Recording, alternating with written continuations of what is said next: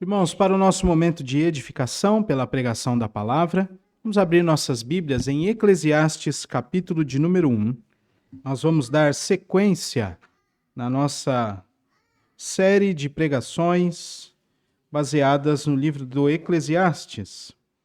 Eclesiastes 1, do 12 ao 18, assim diz o Senhor: Eu, o pregador, venho sendo rei de Israel em Jerusalém.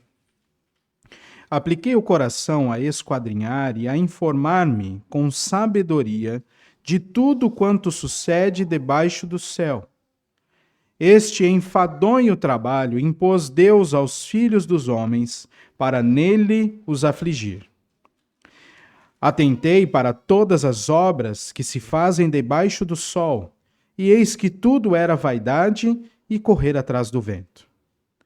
Aquilo que é torto não se pode endireitar, e o que falta não se pode calcular. Disse comigo: Eis que me engrandeci e sobrepujei em sabedoria a todos os que antes de mim existiram em Jerusalém. Com efeito, o meu coração tem tido larga experiência da sabedoria e do conhecimento. Apliquei o coração a conhecer a sabedoria e a saber o que é loucura e o que é estultícia. E vim a saber que também isto é correr atrás do vento. Porque na muita sabedoria há muito enfado, e quem aumenta a ciência, aumenta tristeza. Até aqui a palavra do Senhor. Vamos orar mais uma vez? Senhor nosso Deus, nós te louvamos mais uma vez, porque tu és o nosso Deus. E sabemos que a tua bondade sempre estará diante, ao redor do teu povo. Neste momento pedimos que o Senhor derrame mais uma porção da tua bondade sobre nós, fazendo-nos entender, crer e praticar a tua santa palavra que foi lida nesse momento. Ajuda-nos, pois sem o teu auxílio nós não conseguiremos cumprir este propósito. Ajuda-nos, ó Deus, nós suplicamos a ti. Em nome de Jesus. Amém. Na música Vida Melhor, escrita por volta de 1988, o pastor Ademar de Campos diz o seguinte: existe um caminho na vida, uma estrada perdida sem nada a levar. Ilusões que nos cercam e mostram um tempo de vida para se aproveitar. Entre tudo o que tive, sempre busquei, em nada pude me encontrar. Tantos planos perdidos no tempo, há sempre um momento de parar e pensar. E andando no tempo, na vida sem paz, procurando algo para preencher e lutando com tudo, sem nada encontrar, onde forças haverá para continuar? Quantas vezes nós nos sentimos assim? Quantas vezes nós temos a impressão de que a nossa vida segue um ritmo parecido com o ritmo de alguém que corre para acessar uma agência bancária, mas a encontra fechada? Quantas vezes nós nos parecemos mais com uma pessoa que se apressa para realizar um exame que é desmarcado? Parece que nós estamos sempre, o tempo todo, correndo atrás de algo, mas damos sempre com a cara na porta. No texto que nós lemos, o pregador apresenta um resumo de sua busca por respostas sobre o que acontece debaixo do céu, demonstrando que, sem Deus, só se encontrará aflição, ira e sofrimento. É como tudo fosse nada. É como se nós tivéssemos tudo e ao mesmo tempo tivéssemos nada. É como correr atrás do vento. O coração rebelde contra Deus, meus irmãos, só encontra cansaço e futilidade no mundo. Mas a sabedoria também rebelde contra Deus só encontra loucura e sofrimento. No fim das contas, a gente acaba usando aquela palavra que resume tudo. A vida é um grande paradoxo. Mas não deveria ser assim. E é exatamente isso que o livro de Eclesiastes vai nos ajudar a rever. Tudo o que existe foi criado por Deus. Os homens foram feitos por Ele para viverem em um relacionamento de harmonia com o Senhor e também de obediência, enquanto desfrutariam das maravilhas da criação. Contudo, o pecado transtornou todos os relacionamentos. O coração da humanidade se perverteu, guiando a todos em direção contrária à vontade do seu Criador e fazendo com que a criatura utilizasse a criação para sua própria satisfação e exaltação. Mas Deus interveio com juízo, demandando seus direitos como Criador ao disciplinar toda a humanidade. A parte do Senhor nunca haverá satisfação, bem como o propósito final das coisas nunca será alcançado a parte de Deus. O homem precisa ser transformado em seu coração completamente, e assim, e somente assim, encontrará o sentido e o propósito neste mundo. O Evangelho é a sabedoria de Deus e é a única capaz de dar uma saída a esta humanidade perdida. É o único capaz de tornar o homem sábio e obediente. Somente por meio do Evangelho, à parte de Deus, nós vamos ficar tristes, irados, cansados, sobrecarregados, sem gosto na vida. E no fim de tudo, culparemos o próprio Deus pelas circunstâncias nas quais estamos. Então, é melhor repensar. Esse é o título da mensagem de hoje. É melhor repensar. É melhor repensar duas coisas. A primeira delas, do verso 12 ao verso 15. É melhor repensar como temos cuidado do coração. É melhor repensar como temos cuidado do coração. E depois, do verso 16 ao verso 18. É melhor repensar como temos usado a sabedoria. Repense, meu irmão, como você tem cuidado do seu coração e como você tem usado a sabedoria. Pode ser que nós estejamos caminhando na direção errada. Portanto, é necessário repensar. Repense como você tem cuidado do seu coração. O texto que nós lemos no verso 12 tem a primeira fala direta mesmo do pregador, que nós já temos assumido desde o início como sendo Salomão. Há evidências neste texto. E há pouca discussão, embora muita coisa tenha sido escrita, como eu disse na semana passada. Mas o pregador diz que vem sendo rei em Israel e em Jerusalém. Ele também dá outra característica dele no verso 16. Ele sobrepujou em sabedoria a todos que existiram antes dele em Jerusalém. E o coração dele tem tido larga experiência de sabedoria e de conhecimento. De fato, este rei é muito sábio, muito experiente. E assumindo esta forma de pregador, que significa o Eclesiastes, como que diante de uma grande audiência, começa a dar conselhos, começa a apontar o rumo para que as pessoas não necessitem ter a mesma diligência que ele teve, de comparar coisas boas com ruins, de notar nas coisas ruins que de fato elas são assim. O pregador aqui funciona como um grande conselheiro, nos fazendo olhar a realidade da vida sem Deus, mas também o contrário, como que com Deus, esta mesma vida que num momento pode ser uma tristeza e um peso, torna-se algo maravilhoso e um deleite inegável para a alma daquele que está com Deus. Ele utiliza dessas figuras, utiliza também da própria experiência humana para nos apontar para uma única realidade. Sem Deus, a vida é vã. Com Deus, a vida é plena. Então, este rei em Israel começa a falar mesmo por si só, a partir do trecho que nós lemos. E diz ele que no verso 13, aí, veja, ele aplicou o coração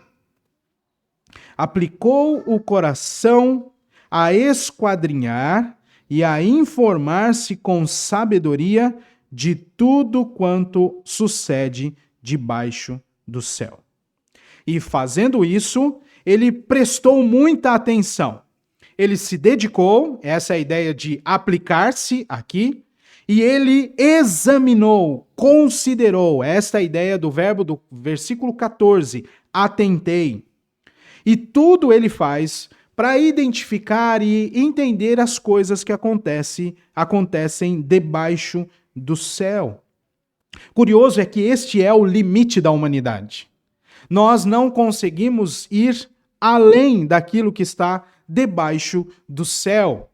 E mesmo que você se engane, as pessoas vão à Lua, as pessoas descobrem outras galáxias e tantas outras hipóteses de galáxias que estão a tantos milhares de anos-luz. Eles não conseguem chegar lá. E ainda assim isso é considerado céus. O que está acima disso?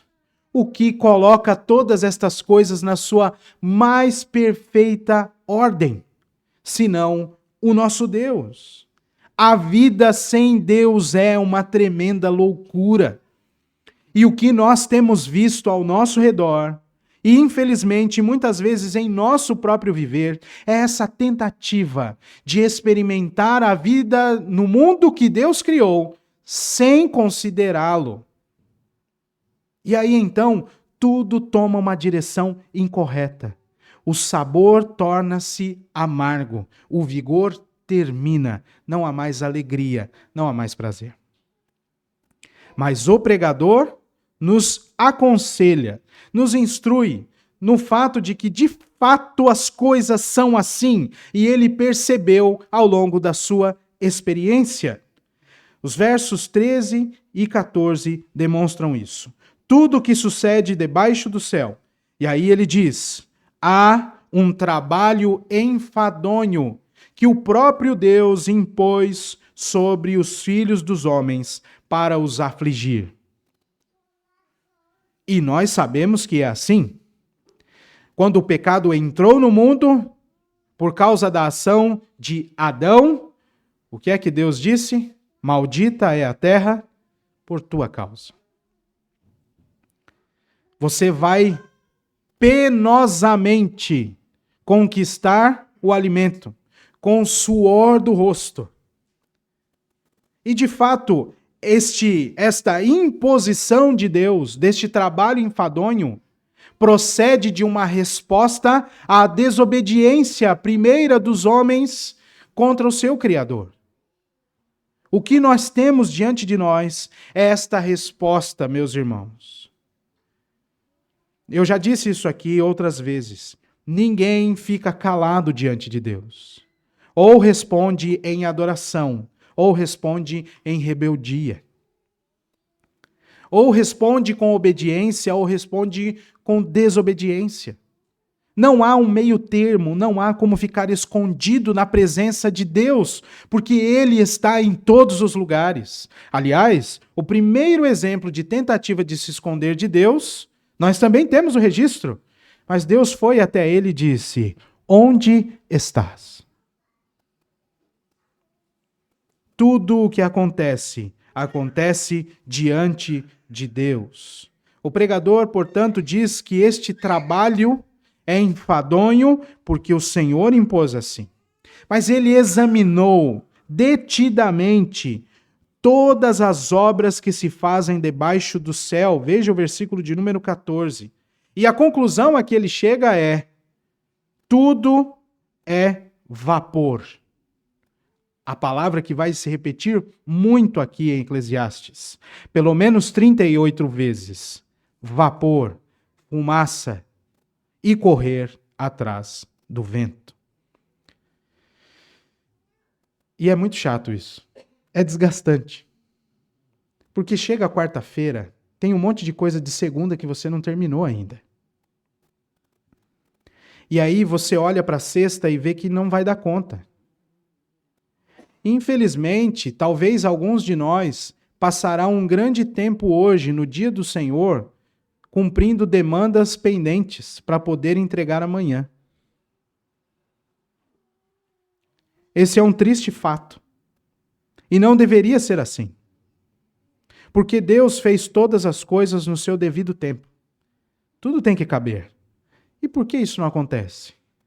Às vezes nós mesmos nos impomos situações contrárias à vontade do Senhor. Não é à toa que quando você tira uns dias de férias, você começa a contemplar as coisas de forma correta. Parece que o tempo não passa. Ou, tô com dor nas costas de tanto ficar sentado aqui, vou fazer mais alguma coisa. A nossa realidade muda, mas somos os mesmos. Em atividade ou sem a atividade. A grande questão é que o nosso coração muitas vezes está no lugar errado e precisa ser trabalhado. Veja que o pregador utiliza o coração no verso 13, vê aí. Ele aplicou o coração a esquadrinhar e se informar com sabedoria de tudo que sucede debaixo do céu. Depois, ele vai falar que, verificando todas estas coisas, ele vai aplicar o seu próprio coração a entender tudo.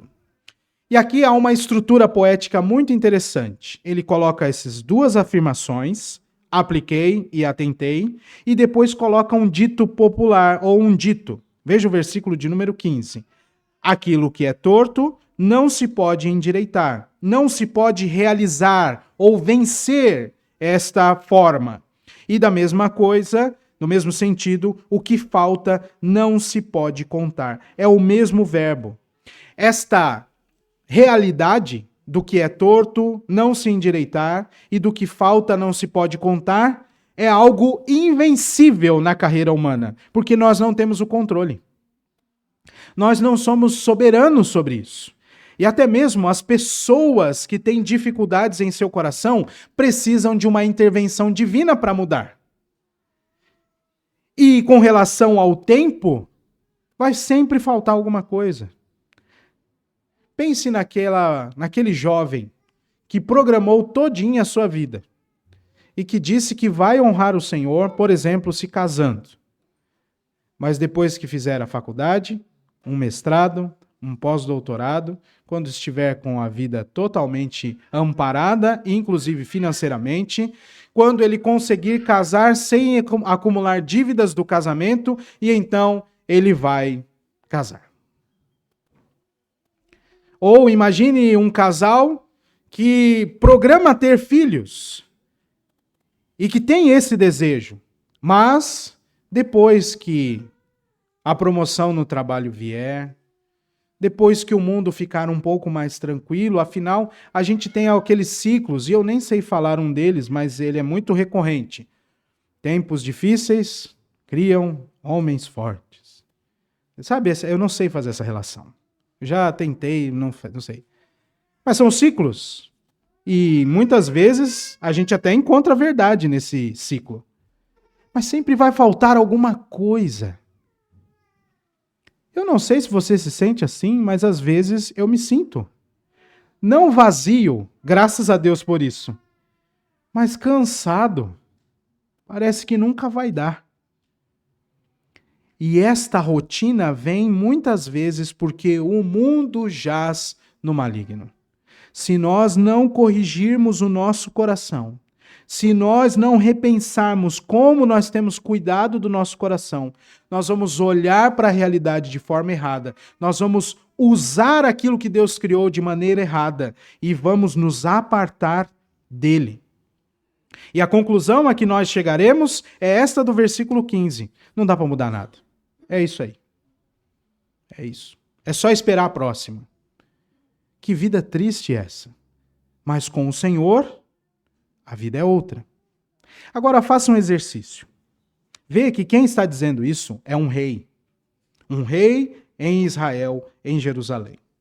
Imagine-se nesta posição de um soberano sem limite de tempo ou recursos, com muita gente ao seu dispor.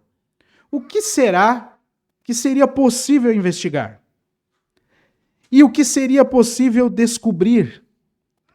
Nós estamos vivendo num tempo parecido em alguns aspectos. Há homens muitíssimo poderosos, com muito tempo, recurso e pessoas a seu dispor, para investigar o que se quer.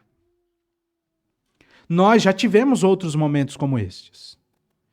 Infelizmente, muitas pessoas morreram por causa destas investigações. Muito sofrimento sobreveio às pessoas por causa destas tentativas de descoberta.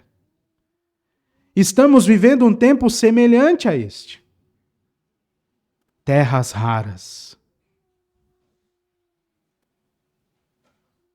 O que será que vai acontecer? Vão vender o país para outra nação. Mas nós já somos fazenda de outro. Para onde isso vai? Se nós olharmos com as lentes deste pregador, nós veremos que tudo que está sendo feito debaixo do sol, a parte de Deus, não passa de vapor e correr atrás do vento. O que o crente não pode é entrar nessa mesma rotina. Então você precisa repensar como você tem cuidado do seu coração. Há muitas descobertas, poder quase ilimitado, grandes riquezas, mas para quê? Muitos de nós, mesmo que seja assistindo a um vídeo na internet, é impulsionado a pensar se nós de fato não estamos com um bloqueio na cabeça. Um bloqueio de pensar mal sobre nós, das nossas atividades, das nossas habilidades. Se nós não estamos bloqueados, é por isso que a gente não progride na riqueza. Nem que seja por 5 segundos. Você olha aquilo, mas aí é o Espírito, tá? Já vou responder. É o Espírito que fala assim, ó. Não clica no saiba mais, clica no pular. É o Espírito instruindo o povo.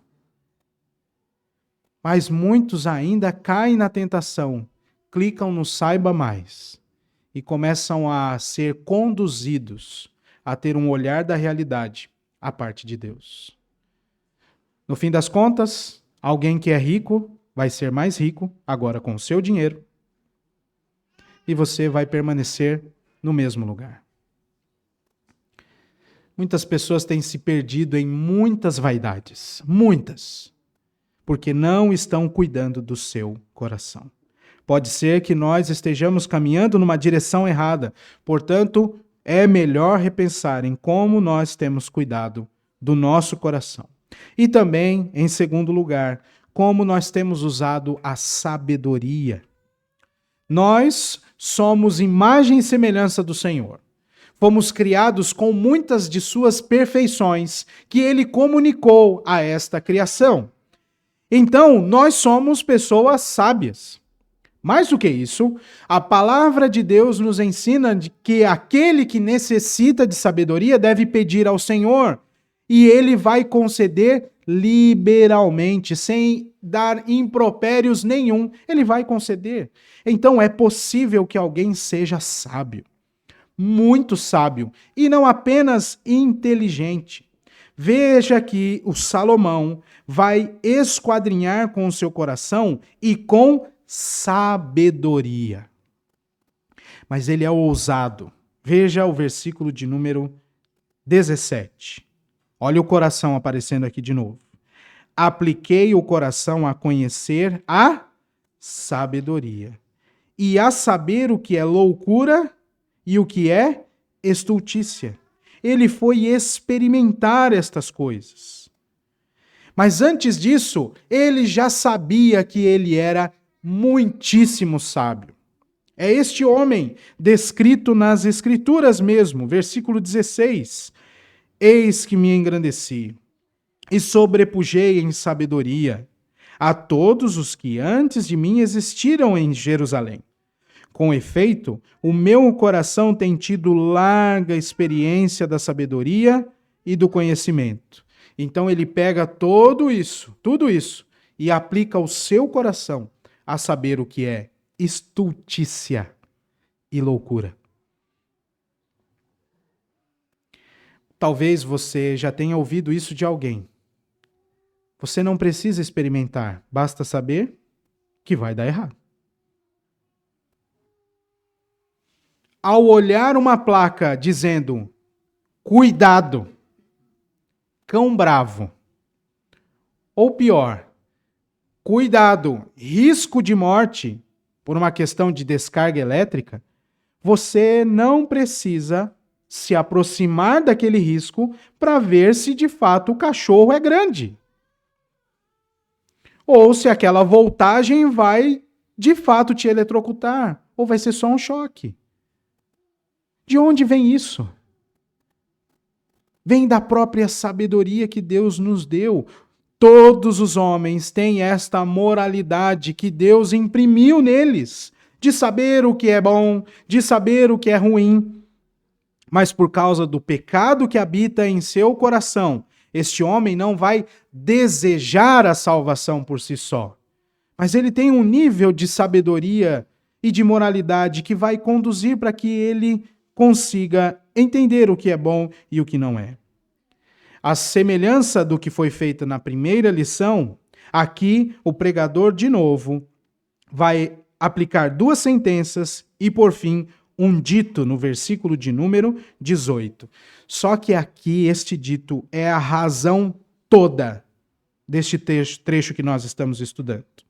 Porque na muita sabedoria há muito enfado, e quem aumenta a ciência, aumenta a tristeza.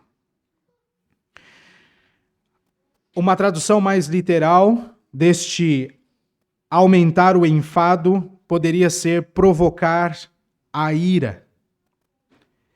E também aumentar a tristeza poderia ser traduzido por aumentar sofrimento ou dor.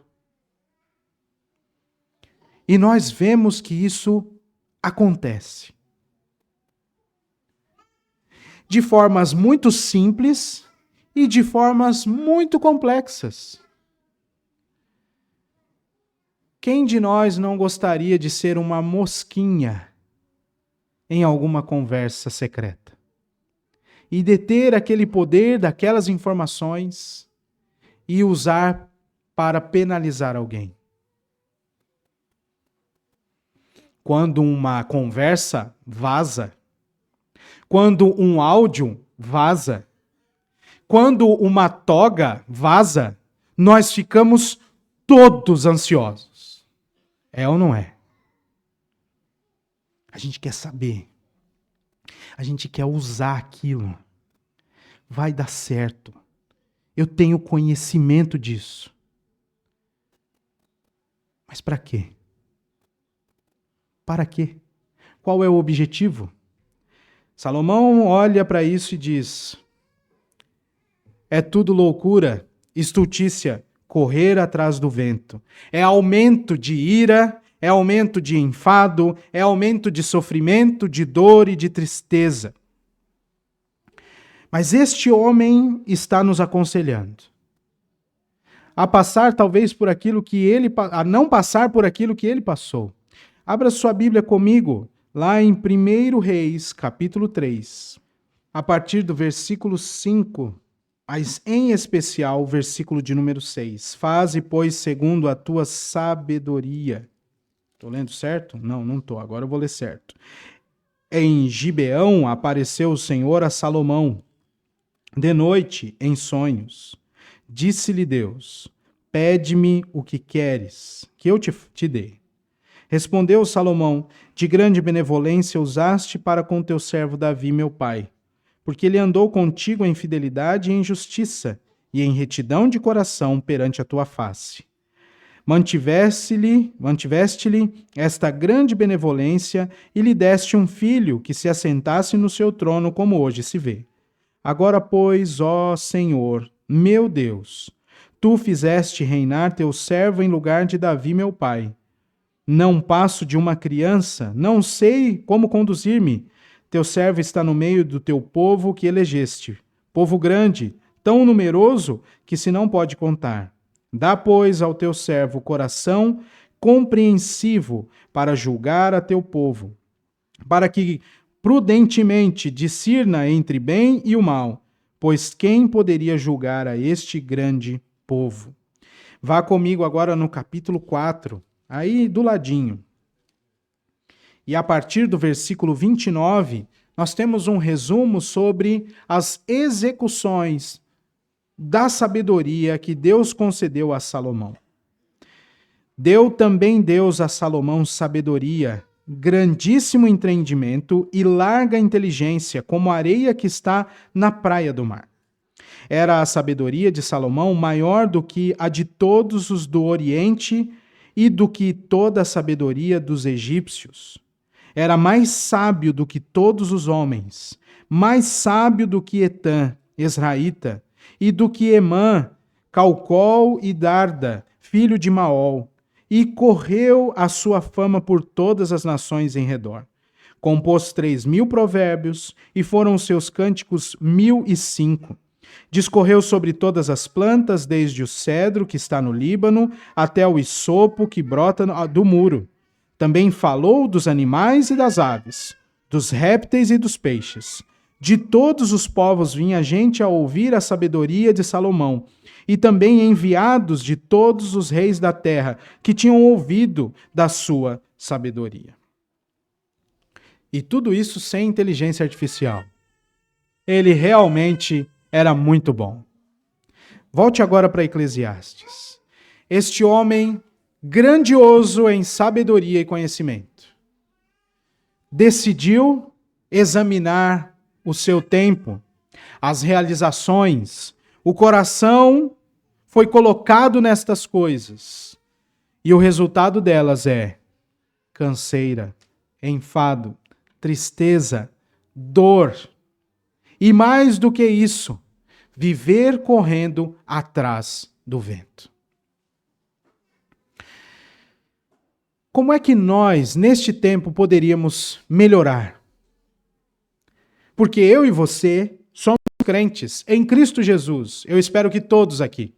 E se há aqui alguém que ainda não crê em Jesus Cristo, você precisa ouvir com ainda atenção maior para o fato de que nós todos podemos estar guiando a nossa vida numa direção errada.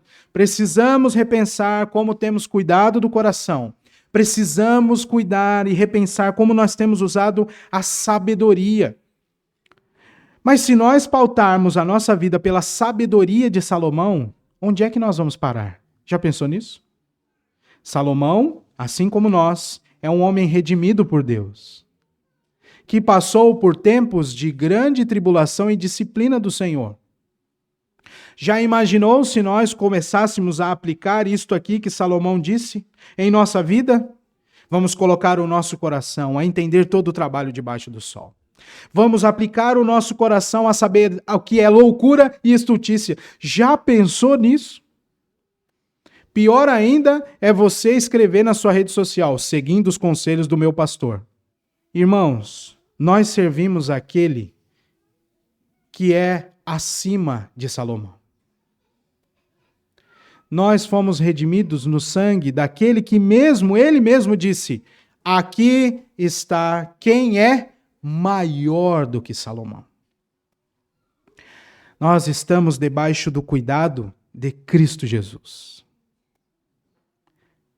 E é no sangue de Cristo Jesus, aguardado com longanimidade do próprio Deus, que até mesmo os maus atos de Salomão foram redimidos.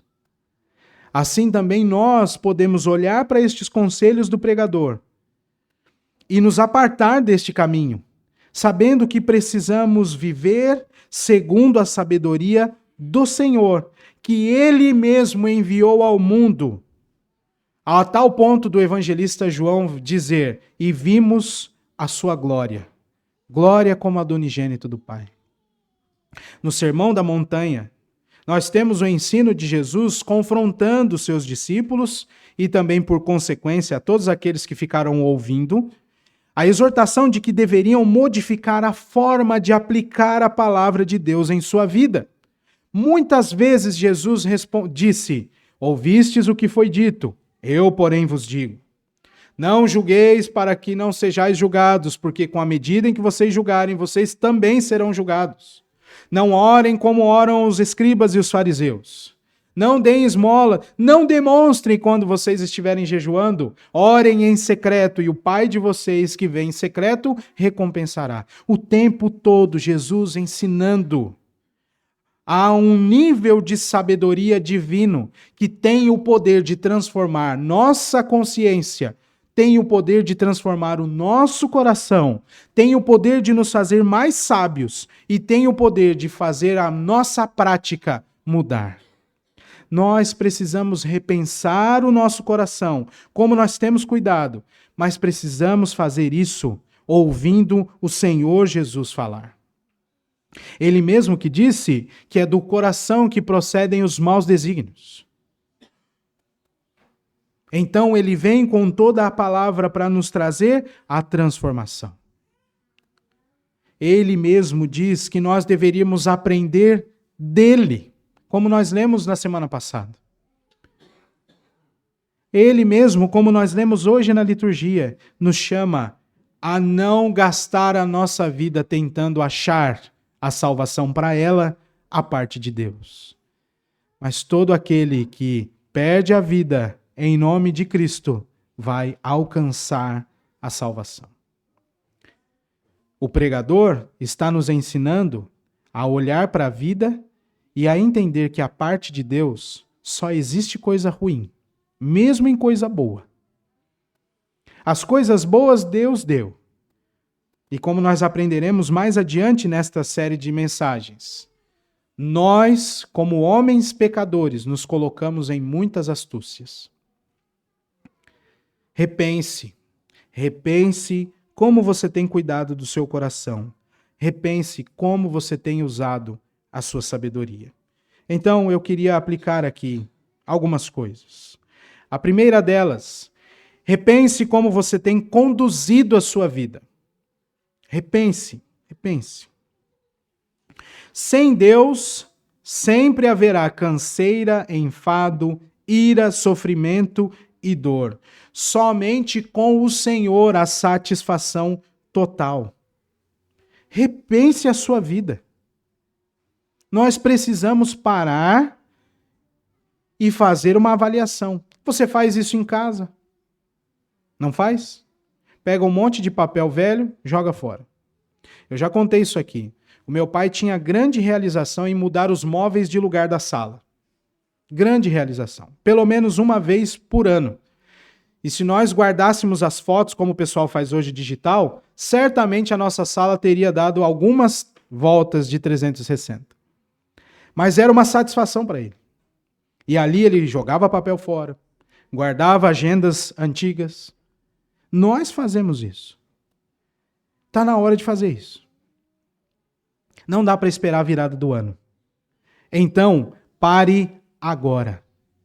Vamos parar agora, nesta semana. Repensa a sua vida.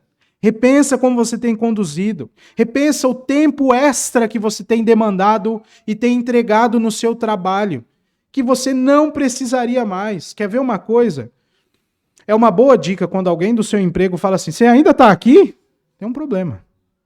Não era para você estar lá. Ou quando o seu empregador começa a dizer assim: ó, não vai ter hora extra essa semana. Se quiser, é banco de horas. Aí, como você é muito turrão, você fica no banco de horas. Que aí você pensa que talvez daqui a 4 meses você consiga tirar um dia de folga no banco de horas. A gente foi empurrado para isso, irmãos. Mas nós precisamos repensar. Repense a sua vida. Segunda coisa, repense em como você tem usado a sabedoria e a inteligência. Tem gente que já está usando a inteligência artificial e a utilizando muito bem. Tem gente que está descansando na inteligência artificial e tornando-se burro. Não tem mais a necessidade de produzir, de estudar, porque confia numa máquina. É um grande auxílio. Gigantesco, assustador auxílio. Mas não vai te substituir. O pastor John Piper fez este teste uma vez e ensinou isso aos seus ouvintes numa palestra recente, quando ele pede à inteligência artificial uma oração. Ele coloca todo o prompt, dá o contexto e vem uma oração belíssima. E então ele olha para todo mundo e diz: eles não têm alma. Este computador não tem alma. Este computador não adora a Deus. Quem digitou adora a Deus. Repense em como você tem usado a sua sabedoria.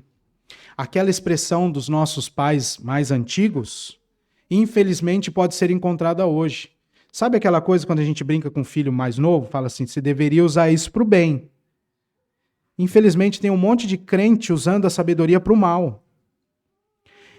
Muito crente usando a sabedoria divina para o mal, usurpando o poder e a glória da palavra de Deus, ou para o próprio benefício, ou para enganar outras pessoas. E aqui não apenas em nível de igreja, mas em nível de palestras.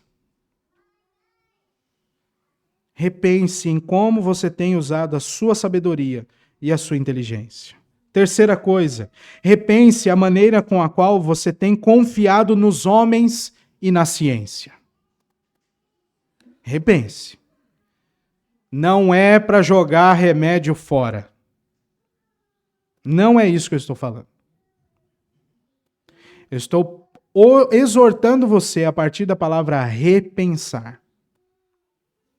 Repensa.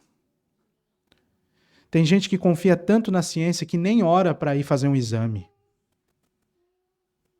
E aqui eu não estou falando de integrativa, não integrativa, evidencialista ou não. Não estou falando disso. Estou falando do coração, das motivações.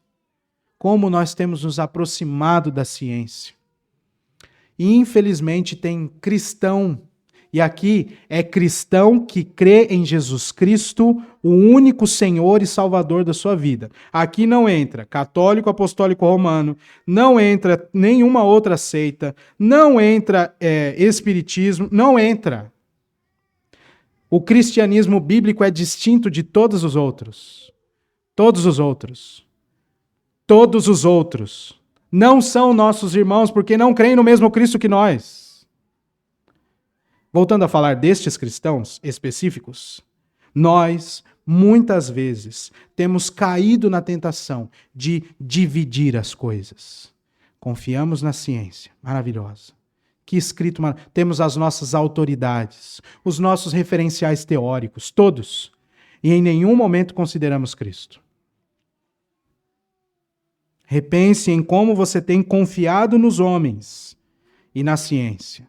A palavra de Deus já disse: maldito o homem que confia no homem. E os brasileiros estão cheios destas maldições.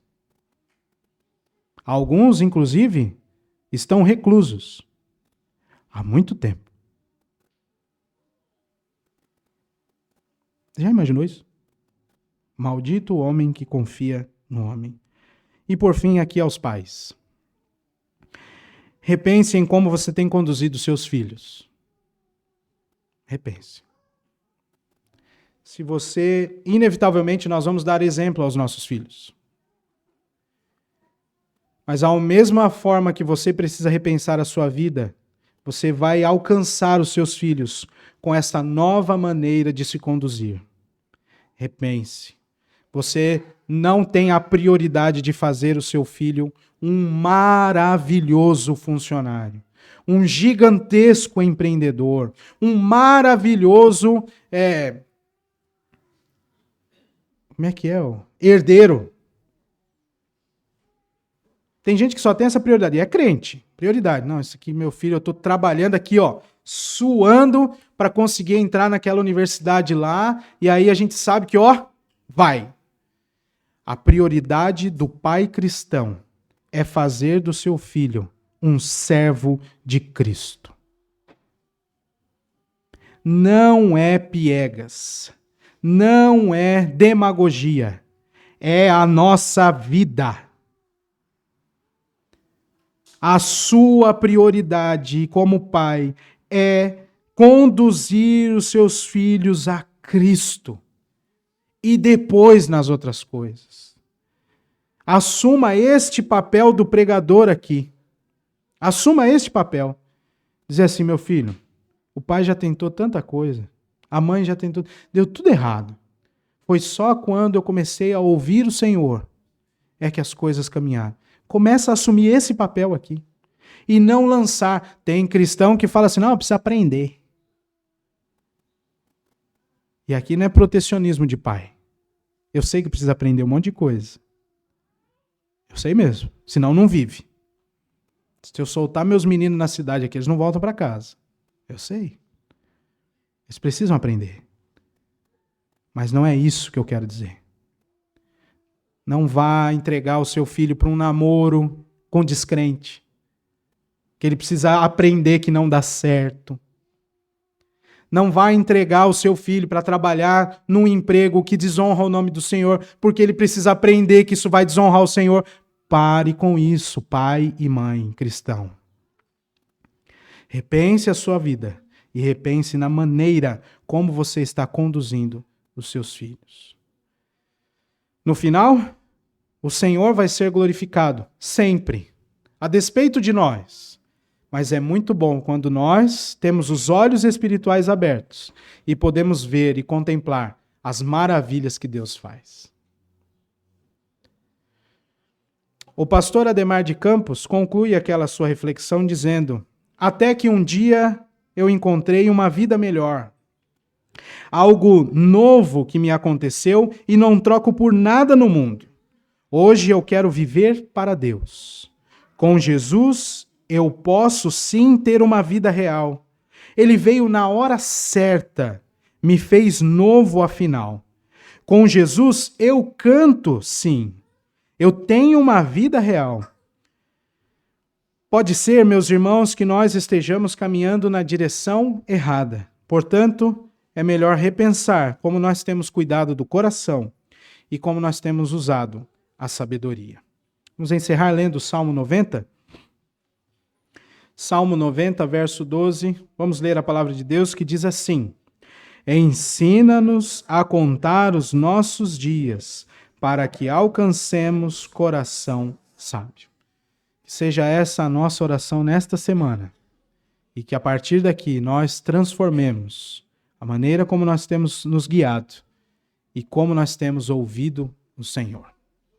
Que Deus nos abençoe. Fique em pé no seu lugar, vamos orar, receber a bênção e concluir assim o culto desta manhã.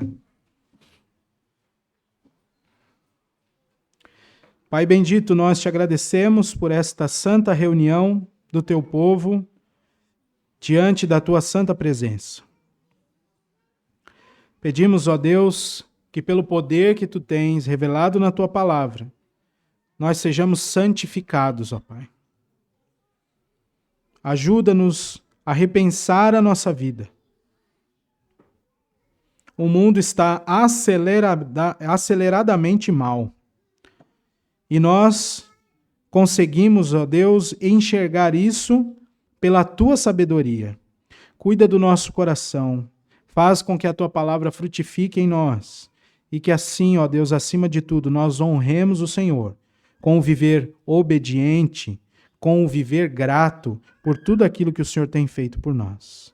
Livra-nos dos homens maus, livra-nos do mundo que é mau, livra-nos das ações de Satanás e também livra-nos de nós mesmos, para que em tudo o teu nome seja exaltado e nós sempre estejamos submissos à tua vontade.